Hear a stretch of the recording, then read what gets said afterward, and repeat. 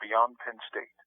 While the events of alleged child rape and molestation have seized headlines in Pennsylvania and across the country, other stories remain muted.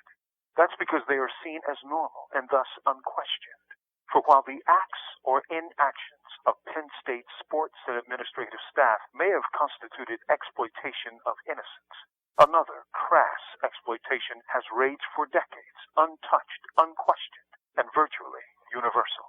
That is that college sports is a multi-billion-dollar industry, reigning green on sports staff and administrators, television networks, and sports memorabilia merchants, while those who produce that vast pool of wealth, the athletes, get nothing.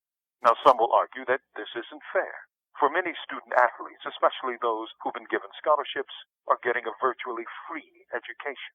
And initially, one may concede, fair enough, but in fact, such athletes draw 1% of this deep money pool, while schools pull in 90%. It looks like sharecropping, the legalized cousin of slavery, where people were exploited for generations by unconscionable contracts, shady dealings, and sheer fraud.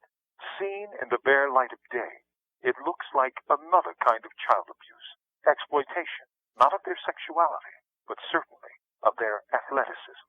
The solution? Simple. College athletes should be paid, period. And while their brief tenure of 3 or 4 years doesn't necessitate a professional wage, it should be enough for them to handle their needs. Surely, the NCAA and the bloated colleges that have fed lavishly from the stolen fruits of their youthful labors can afford it. By so doing, they can relegate this form of exploitation to the history books.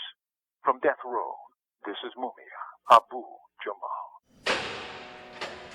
These commentaries are recorded by Noel Hanrahan of Prison Radio.